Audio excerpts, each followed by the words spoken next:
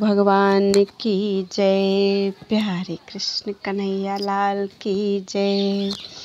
श्रीमद्भागवते चतुर्थ स्कंधे अथ पंचमो अध्यायः।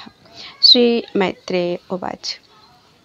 भवो भवान्या निधनं प्रजापते रसत्कृताया अवगम्य नारदात् स्वपार्षद सैन्यं च तदध्वर्भुवि विद्रावितं क्रोधं पारमादधे। क्रुद्धः सुदष्टोष्ठपुटः सधुर्जटिर्जटां तडिद्बहनिसटोग्ररोचिषम् उत्कृत्य रुद्रः सहसोत्थितो हसन् गम्भीरनादो विससर्जतां भुविः। ततोऽतिकायस्तनुवा स्पृशन् दिवं सहस्रबाहुर्घनरुक्त्रिसूरिदृक् करालदंष्ट्रोज्ज्वलदग्निमूर्धजः कपालमाली विविधोद्यतायुधः। तं किं करोमीति गृह्णन्तमाह बद्धाञ्जलिं भगवान् भूतनाथः। दक्षं सयज्ञं जहिमद्भटानां त्वमग्रणी रुद्रभटांशको मे अज्ञाप्त एवं कुपितेन मन्युना सदैव देवं परिचक्रमे विभुं मेने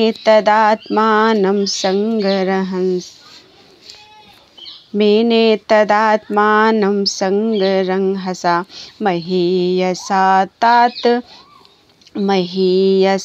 तात सहिष्णुम् अन्वीयमानः स तु रुद्रपार्षदैर्वृषं नदत्सुभैरवम् उद्यम्य शूलं जगदन्तकान्तकं सप्राद्रवद्घोषणभूषणाङ्घ्रिः अथर्त्विजो यजमानः सदस्याः ककुभ्युदीच्यां प्रसमीच्य रेणुं तमः किमेतत् कुत एतद्रजो भूदिति द्विजा द्विजपत्न्यश्च दध्युः। वाता न वान्ति न हि सन्ति दशवः प्राचीनबर्हिर्जीवति होग्रदण्डः। गावो न काल्यन्त इदं कुतो रजो लोकोऽधुना किं प्रलयाय कल्पते। प्रसूतिमिश्राः स्त्रिय उद्विग्नचित्ता ऊचुर्विपाको व्रजनस्य ईशतस्य यत्पश्यतीनां दुहितॄणां प्रजेशः।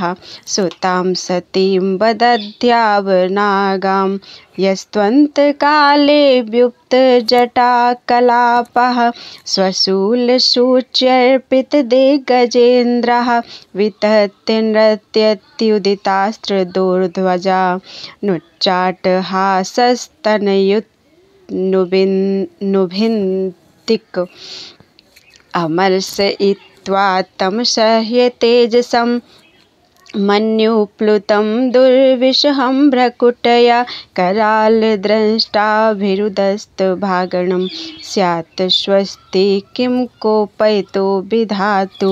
बहुवेवमुद्विग्नदृशोच्यमाने जनेन दक्षस्य मुहुर्महात्मनः उत्पेरुत्पाततमाः सहस्रशो भयावहा दिवि भूमौ च पर्यक्।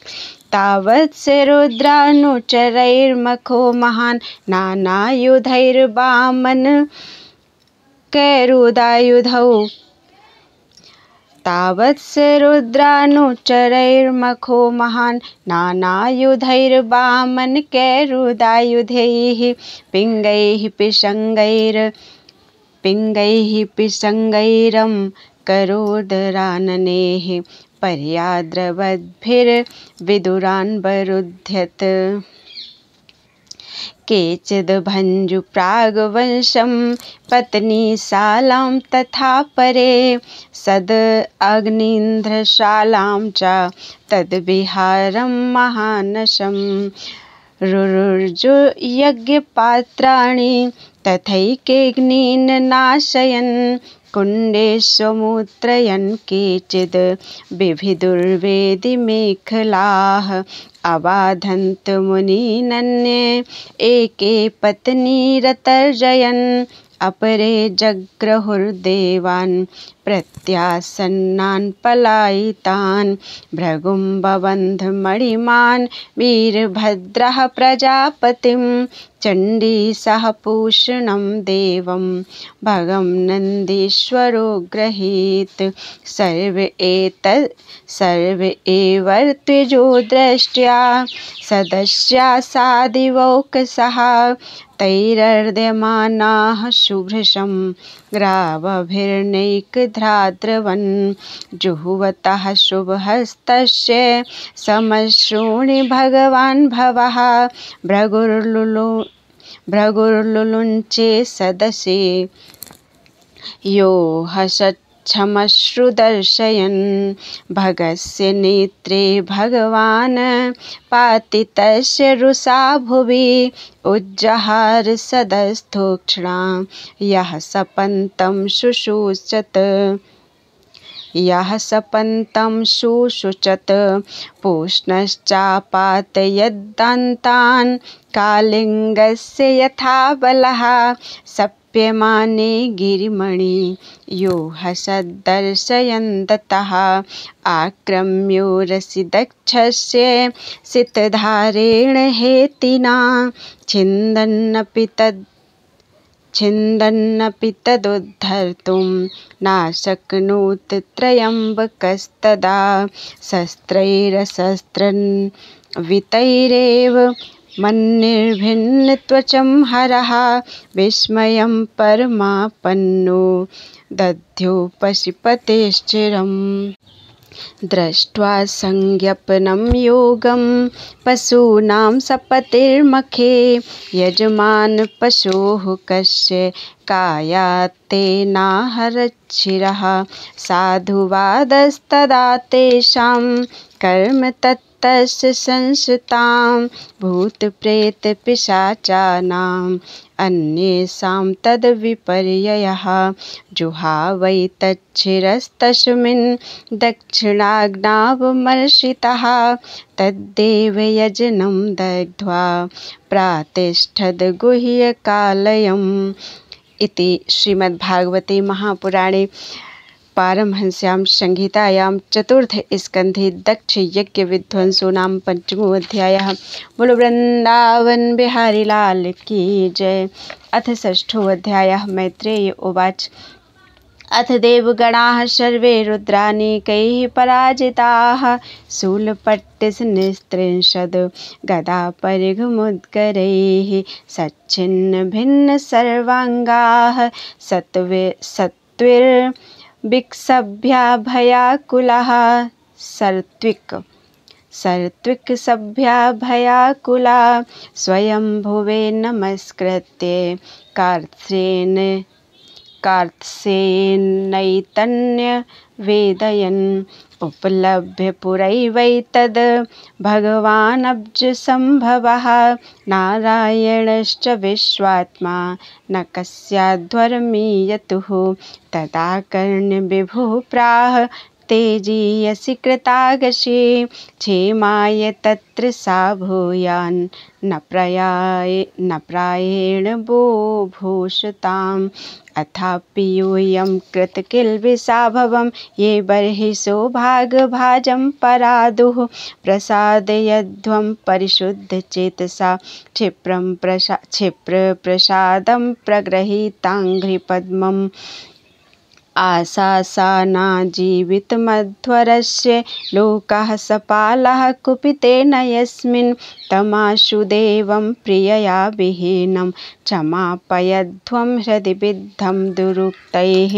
नाहं न यज्ञो न चायूयमन्ये ये देहभाजो मुनयश्च तत्त्वं विदुः प्रमाणं बलवीर्ययोर्वा यस्यात्मतन्त्रस्य क उपायं विधित्सेत् स इत्थमादेश्य सुरानजस्तैः समन्वितः पितृभिः सप्रजेशेः ययौ स्वधिष्ण्यानिलयं पुराद्विषः कैलाससमद्रिप्रवरं प्रियं प्रभोः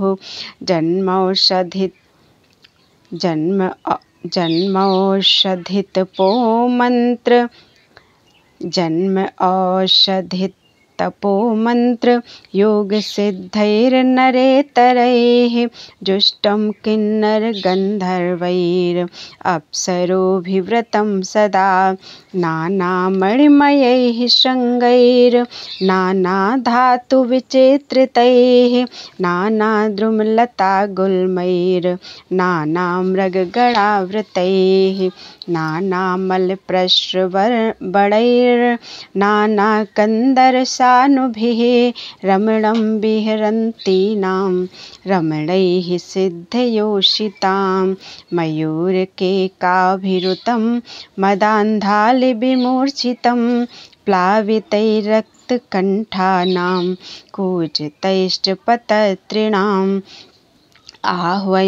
आह्वयन्तमिवोद्भस्तैर्द्विजान् कामदुघैर्द्रुमैः व्रजन्तमिव मातङ्गैर् गृह्णन्तमिव निर्झरैः मन्दारैः पारिजातैश्च सरलैश्चोपशोभितं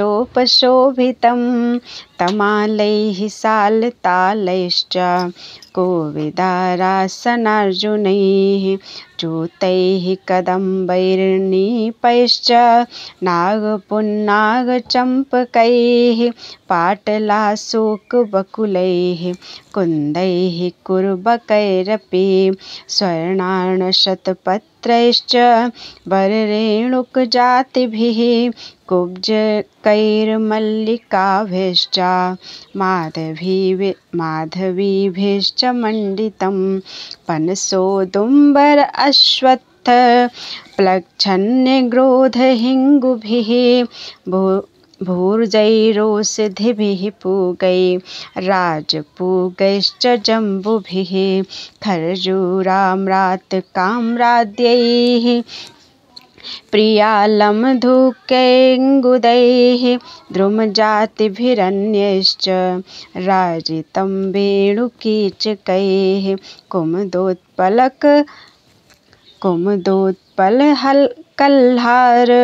कुमुदोत्पलकल्हार शतपत्रबनर्धिभिः नलिनीसुकलं कूजत खगवृन्दोपशोभितं मृगैः शाखामृगैः क्रोडैर्मृगेन्द्रऋक्षशल्यकैः गवयैः सर्वैर्व्याघ्रैः रुरुभिर्महिषादिभिः कर्णान्तरैकपदाश्वास्यैर्निर्जुष्टं ब्रकनाभिभिः कदलीखण्डसंरुद्ध नलिनीपुलिनश्रियं पर्यस्तं नन्दया सत्या स्नानपुण्यतरोदया विलोक्य भूतेश गिरिं विबुधा विस्मयं ययुः ददृशुस्तत्र ते रम्याम् अलकां नाम वै पुरीं वनं सौगन्धिकं चापि यत्र तन्नाम पङ्कजं नन्दाचालकनन्दा च सरितौ बाह्यतः पुरः तीर्थपादपदाम्भोज रजसातीव पावने ययोः सुरस्त्रियः अवरुह्य स्वधिष्णयतः क्रीडन्ति पुंसः सिञ्चयन्त्यो विगाह्य रतिकर्षिताः ययोस्तस्नानबिभ्रष्टन् अवकुङ्कुमपञ्जरं वित्रशोऽपि पिबन्त्यम्भः पायन्तु गजागजीः तारहेम महारत्न विमानशतशङ्कुलां दुष्टां पुण्यजन स्त्रीभिर्यथाखं सतरीघनं हित्वा यक्षेश्वरपुरीं वनं सौगन्धिकं च तत् द्रुमैः कामदुघैर्हृद्यं चित्रमाल्यफलच्छदैः रक्तकण्ठखगानीक स्वरमण्डितशतपदं कलहंसकुलप्रेष्ठं खरदण्डजलाशयं वनकुञ्जरसङ्घ्रष्ट हरिचन्दनवायुना अधिपुण्यजन स्त्रीणां मुहुरुन्मथयन्मनः वैदूर्यकृतसोपाना वाप्य उत्पलमालिनीः प्राप्ताः किं पुरुषैर्दृष्ट्वा त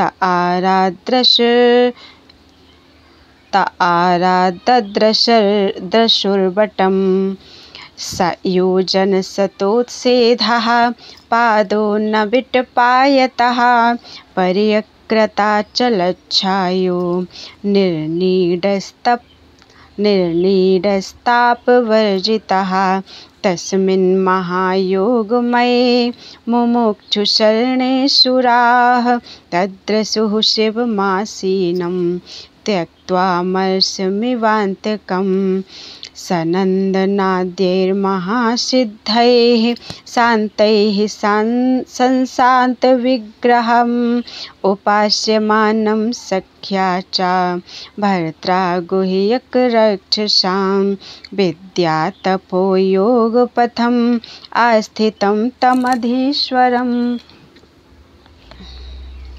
चरन्तं विश्वसुहृदं वात्सल्यालोकमङ्गलं लिङ्गं च तापसाभीष्टं भस्मदण्डजटाजिनम् अङ्गेन सन्ध्याभ्ररुचा चन्द्रलेखां च बिभ्रतम् उपविष्टं दर्भमय्यां वृष्यां ब्रह्म सनातनं नारदाय प्रवोचन्तं प्रक्षते शृण्वतां सतां कृत्वोरौ दक्षिणे सव्यं पादपद्मं च जानुनि बाहुं प्रकोष्ठेक्षुमालाम् आसीनं तर्कमुद्रया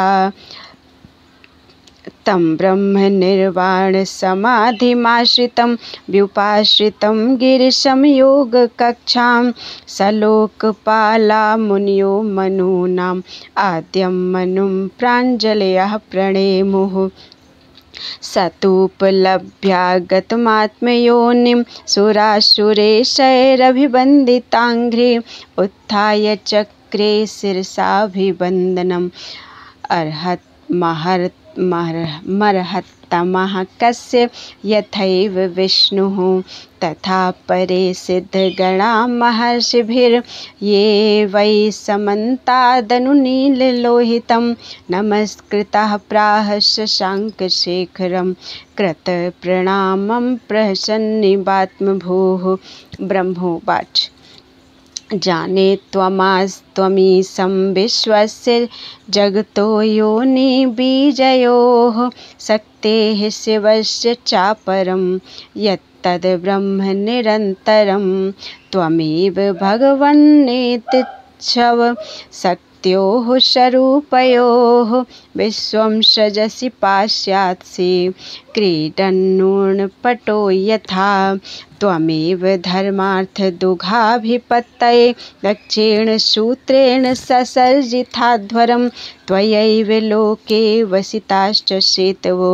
यान् ब्राह्मणाः श्रद्धते धृतव्रता त्वं कर्मणां मङ्गलमङ्गलानां कर्तुः इष्मलोकं तनुषे स्वः परं वा अमङ्गलानां च तमेष्मुल्बणं विपर्ययः केन तदेव कस्यचित् न वै सतां त्वच्चरणार्पितात्मनां भूतेषु सर्वेष्वभिपश्यतां तव भूतानि चात्मन्यपृथग् दिद्रक्षतां प्रायेण रोषोऽभिभवेद्यथा पशुं पृथग् धियः कर्मदृशो दुराशयाः परोदयेनार्पितहृद्रजोनिरसं परान् दुरुक्तैर्वितुदन्यत्यरुन्तुदा स्तामा बधी दैवबधान् भवद्विधः यस्मिन् यदा पुष्करनाभमायया दुरन्त्यया स्पृष्टधियः पृथग्दृशः कुर्वन्ति तत्र ह्यनुकम्पया कृपां न साधवो दैवबलात् कृते क्रमं भवांस्तु पुंसः परमस्य मायया दुरन्तया स्पृष्टमतिः समस्तदृक् तया हतात्मस्त्वनुकर्मचेतः स्वनुग्रहं कर्तुमिहार्हसि प्रभो कुर्वध्यरस्योद्धरणं हतस्य भो स्वत्वया समाप्तस्य मनो प्रजापतेः न यत्र भागं तव भागिनो ददुः को यज्विनो येन मखो निनीयते जीविताद्यजमानोऽयं प्रपद्येताक्षिणी भगः भृगोः शंश्रूणि रोहन्तु पूष्णोदन्ताश्च पूर्ववत् देवानां भग्नगात्राणां ऋत्विजां चायुधाश्मभिः भवताननुगृहीतानाम् आसु मन्योस्त्वनातुरम् एषिते रुद्रभागोऽस्तु यदुच्छिष्टोध्वरस्य वै यज्ञस्ते रुद्रभागेन कल्पतामद्य यज्ञहन् इति श्रीमद्भागवते महापुराणे पारमहंस्यां संहितायां चतुर्थ स्कन्धे रुद्रसान्त्वनं नाम षष्ठोऽध्यायः। बोलो वृंदावन बिहारी लाल की जय। अथ सप्तमोऽध्यायः। मैत्रेय उवाच इत्यजेनानुनीतेन भवेन परितुष्यता अभ्यधायि महाबाहो प्रहस्य श्रूयतामिति। श्री महादेव उवाच नाघं प्रजेश बालानां वर्णयेनानुचिन्तये देवमायाभिभूतानां दण्डस्तत्र धृतो मया प्रजापतेर्दग्धशीर्णो शिष्णो भवत्वजमुखं शिरः मित्रस्य चक्षुषेच्छेत् भागं स्वं बर्हिषो भगः पूषा तु यजमानस्य ददे भर्जक्षतु पृष्ठभुक् देवाः प्रकृतसर्वाङ्गा ये म उच्छेषणं ददुः बाहुभ्यामश्विनो पूष्णो हस्ताभ्यां कृतबाहवः भवन्त्वद्वर्यवश्चान्ये वस्तश्मश्रुर्भृगुर्भवेत्। श्री मैत्रेय उवाच तदा सर्वाणि भूतानि श्रुत्वा मीढुष्टमोदितं परितुष्टात्मभिस्तात साधु साध्वित्यथा ब्रुवन् ततो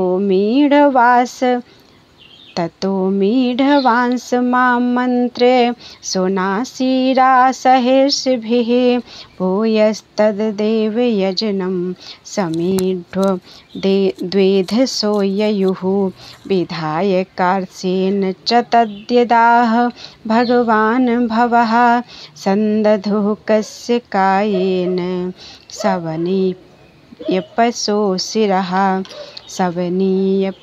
शिरः सन्धीयमाने शिरसि दक्षो रुद्राभिवीक्षितः सद्यः सुप्त इवोत्तस्थो ददृशे चाग्रतो मृडम् तदा वृषध्वजद्वेष कलिलात्मा प्रजापतिः शिवावलोकाद्भवच्छरद् धृद इवामलः भवस्तवाय कृतधीर्णा शक्नोदनुरागतः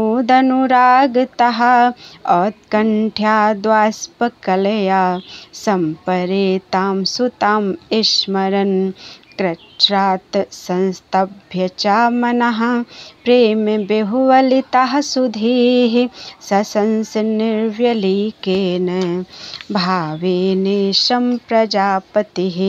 श्री दक्ष उवाच भयाननुग्रहे अहो भवता क्रतो मे दण्डस्य त्वया मयि भृतो यदपि प्रलब्धः न ब्रह्मबन्धुषु च वां भगवन्नवज्ञा तुभ्यं हरेश्चाकुत एव धृतव्रतेषु विद्यातपोव्रतधरान् मुखतः स्म विप्रान् ब्रह्मात्मतत्त्वं वित्तुं प्रथमं त्वमशाक तद्ब्राह्मणान् परम सर्वविपत्सु पाशि पालः पशूनिविभो प्रगृहीतदण्डः योऽसौ मया विदिततत्त्वदृशा सभायां क्षिप्तो दुरुक्तिविषगैर्गणन्यतन्माम् अर्वाक्पतन्तमर्हत्तं निन्दयापाद दृष्ट्यार्दया स भगवान् स्वकृतेन तुष्येत। श्री मैत्रेय उवाच क्षमाप्यैवं समीढवासं ब्रह्मणा चानुमन्त्रितः क्षमाप्यैवं समीढवांसं ब्रह्मणा चानुमन्त्रितः कर्मसन्तानयामास सोपाध्यायत्वे गादिभिः वैष्णवं यज्ञसन्तत्यै त्रिकपालं द्विजोत्तमाः पुरोडासं निर्वपन् वीरसंसर्गशुद्धये अध्वर्युणात् हविषा यजमानो विशाम्पते धिया विशुद्धया दधमौ तथा प्रादुर्भूद्धरिः तदा स्वप्रभया तेषां द्योतयन्त्यादिशो दश मुषणस्तेज उपानीतस्ताक्षीण स्तोत्रवाजिनां श्यामो हिरण्यरसनो अर्ककिरीटजुष्टो नीलाकभ्रमरमण्डितकुण्डलास्यः कम्बवब्जचक्रशर चापगदासीचर्म व्यग्रैर्हिरण्मयभुजैरिव कर्णिकारः वक्षस्याधिश्रित वधूर्वनमाल्युदार हासावलोककलया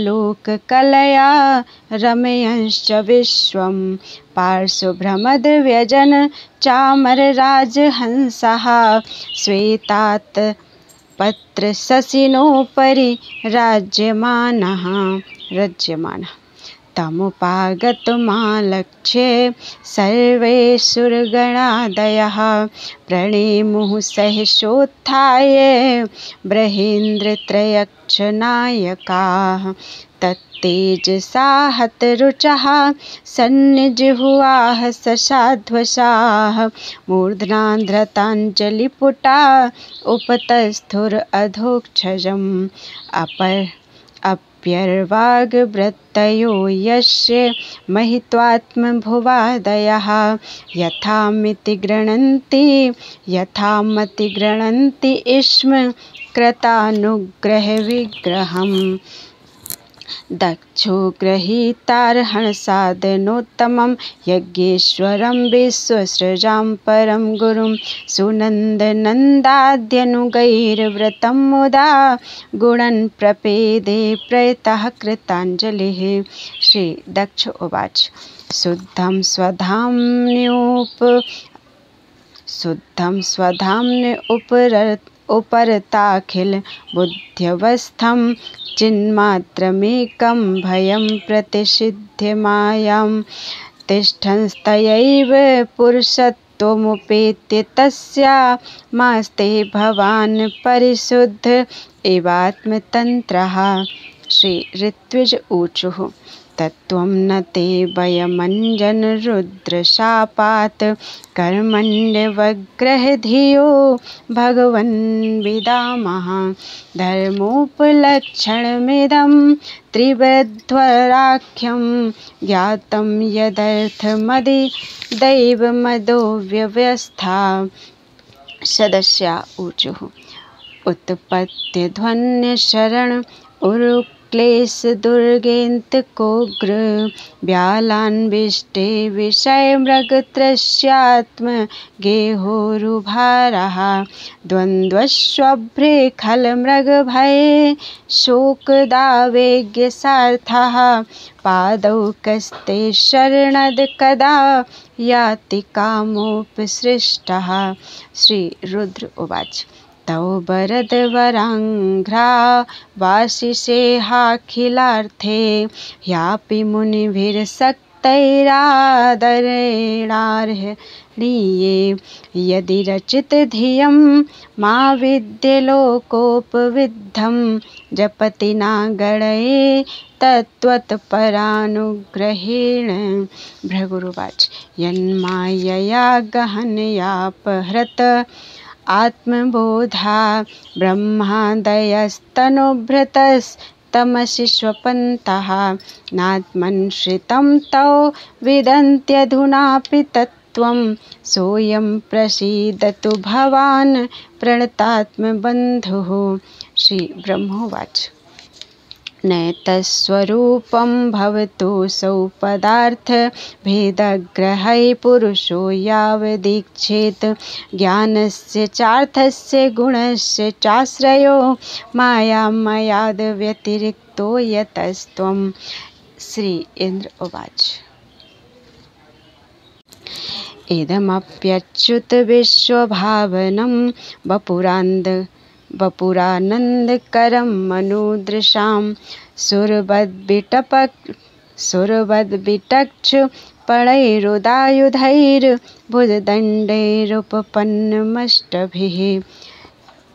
पत्न ऊचुः यज्ञोऽयं तौ यजनायकेन सृष्टो विध्वस्तः पशुपतिनाद्य दक्षकोपात् तं नस्त्वं संशयनाभ शान्तिमेधं यज्ञात्मन्नलिनरुचा द्रसा पुनीः। श्री ऋषयः ऊचु अनन्वितं ते भगवन् विचेष्टितं यदात्मनाचरसि हि कर्मणाज्यसे विभूतये यत उपसेदुरीश्वरीं न मन्यते स्वयं अनुवर्ततीं भवान्। श्री सिद्धा ऊचुः अयं त्वत्कथामृष्टपीयूषनद्यां मनोवारिणः क्लेशदावाग्निदग्धः त्रसार्तोऽवगाढो न सस्मारदावं न निष्क्रामति ब्रह्मसम्पन्नवन्नः। यजमान्य उवाच स्वागतं ते प्रसीदेश तुभ्यं नमः श्रीनिवास श्रियाकान्तयात्राहिनः त्वामृतेऽधीशनाङ्गैर्मखः शोभते शीर्षहीनः कबन्धो यथा पुरुषः। लोकपालः ऊचु दृष्टः किं नु दुग्भिर्षद्ग्रहैस्त्वं प्रत्यग्द्रष्टा दृश्यते येन दृश्यं माया ह्येषा भगवदीया हि भूमन् यस्त्वं षष्ठः पञ्चभिर्भासिभूतैः। योगेश्वरा ऊचुः प्रेयान्न तेऽन्योऽस्त्यमुतस्त्वयि प्रभो विश्वात्मनीक्षेन्न पृथग्य आत्मनः अथापि भक्ते सतयोपधावता मनन्निवृत्त्यानुग्रहाण वत्सल जगदुद्भवत् स्थितिलयेषु दैवतो बहुभिद्यमान गुणयात्ममायया रचितात्मभेदमतये स्वसंस्थया विनिवर्तित ब्रह्मगुणात्मने नमः। श्री ब्रह्मोवाच नमस्ते श्रितसत्त्वाय धर्मादीनां च सूतये निर्गुणाय च यत्काष्ठां नाहं वेदापरेऽपि च। श्री अग्निरुवाच यत्तेजसाहं सुसमिद्धतेजा हव्यं बहे स्वध्वर आज्यशिक् प्रोक्तं तं यज्ञेयं पञ्चविधं च पञ्चभिः स्विष्टं यजुर्भिः प्रणतोऽस्मि यज्ञं। देवा ऊचुः पुरा कल्पापाये स्वकृतमुदरीकृत्य विकृतं त्वमेवाद्यस्तस्मिन् सलिल उर्गेन्द्राधिशयने पुमान् शेषे सिद्धैर्हृदि विमृशिताध्यात्मपदविः स एवाध्याक्षुणोर्यः पथि चरसि भृत्या नवसिनः। गन्धर्वा ऊचुः अंसांसास्ते देव मरीच्यादय एते ब्रह्मेन्द्राद्या देवगणा रुद्रपुरोगाः क्रीडाभाण्डं विश्वमिदं यस्य विभूषमन् तस्मै नित्यं नाथ नमस्ते करवां। विद्याधरा ऊचुः तन्माययार्थम् अभिपद्ये कलेवरेऽस्मिन् कृत्वा ममाहमिति दुर्मतिरुत्पथैः स्वैः क्षिप्तोऽप्यसद्विषयलालस आत्ममोहं युष्मत्कथामृतनिषेवक उद्व्यदुष्येत्।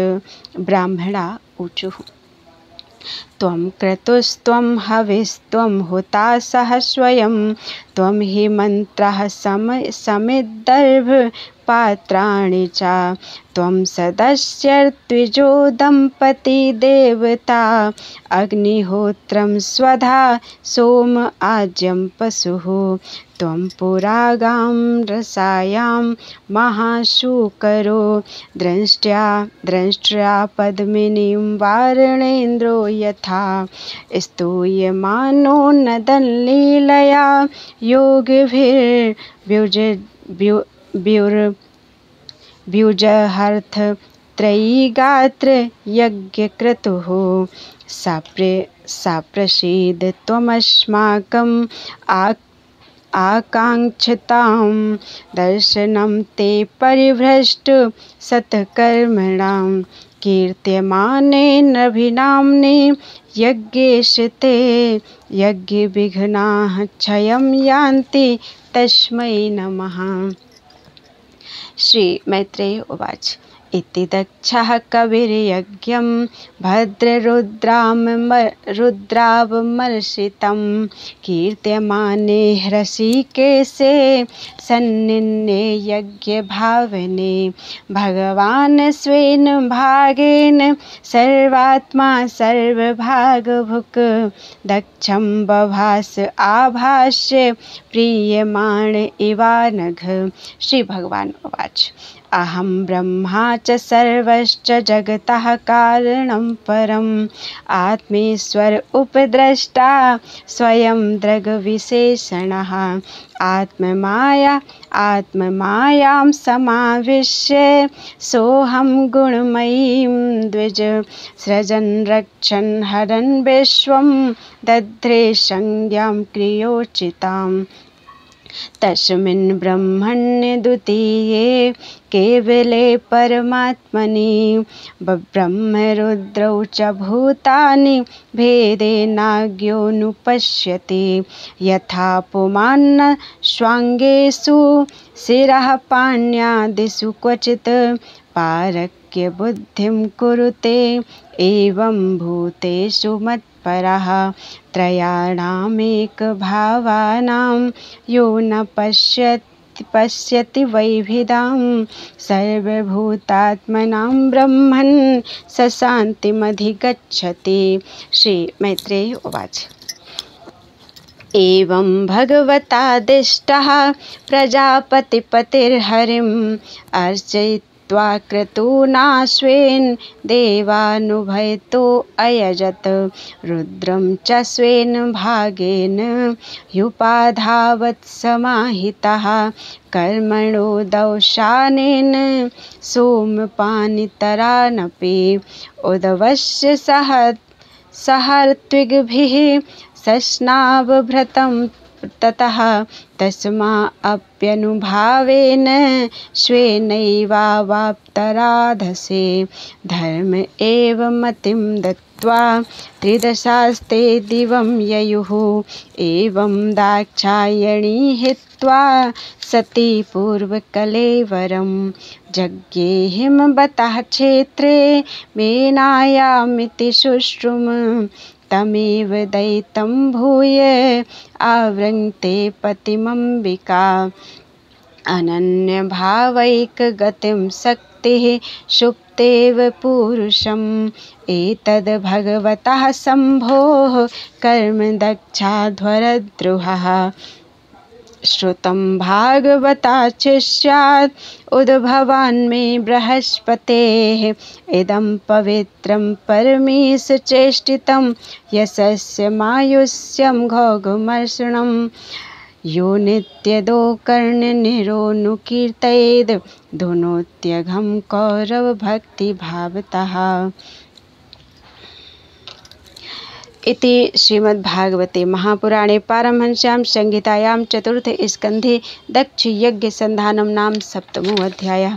बोलो वृंदावन बिहारी लाल की जय। त्वदीयं वस्तु गोविंदम तुभ्यमेव समर्पयेत्। देव जी महाराज की जय। श्री व्यास जी महाराज की जय। सियावर रामचंद्र की जय। उमापति महादेव की जय। वृंदावन कृष्ण चंद्र की जय। गोस्वामी तुलसीदास की जय। बोलो वैष्णव संतन की जय। गुरुदेव भगवान की जय। अपने गुरु माता पिता की जय। हनुमान जी महाराज की जय। जय जय श्री सीताराम जय जय श्री राधे हर हर महादेव। त्वदीयं वस्तु गोविंदम तुभ्यमेव समर्पितम्। संत समाज की जय। सब संतन की जय। सब भक्तन की जय। जय जय श्री सीताराम।